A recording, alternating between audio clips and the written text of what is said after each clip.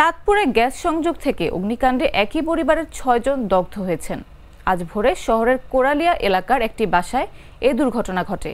পরে আহতদের উদ্ধার করে হাসপাতালে নেওয়া হলে ৪ জনের অবস্থা আশঙ্কাজনক হওয়ায় ঢাকার জাতীয় বার্ন ইনস্টিটিউটে স্থানান্তর করা হয়েছে।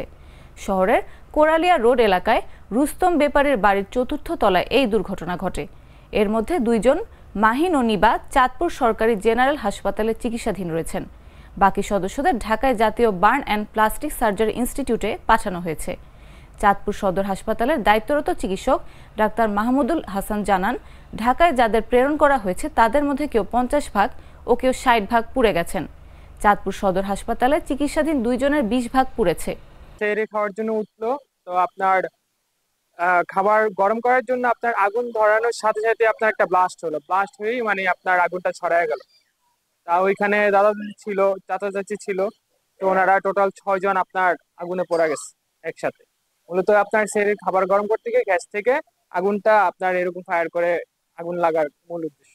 চাঁদপুর কোরালিয়া রুস্তম ব্যাপারীর বাসা, এটা গণি স্কুলের পিছনে। এখানে আমার মামার ফ্যামিলিতে ৬ জন আহত হয়েছে।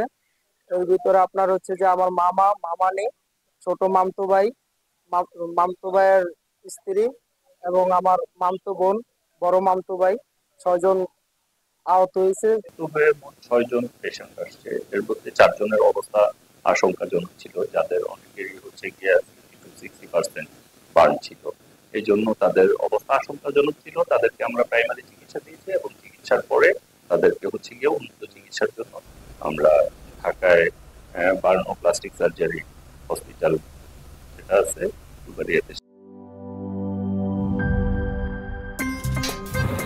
আমার একটা স্মার্ট সিদ্ধান্তে 25% গ্যাসের খরচ কমেছে। ভাবছেন কিভাবে?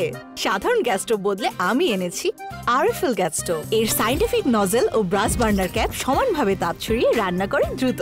তাই গ্যাসও বাঁচায় 25%, টাকাও বাঁচে 25%। আরএফএল গ্যাস স্টোভ নিরাপদ ও গ্যাস সাশ্রয়ী।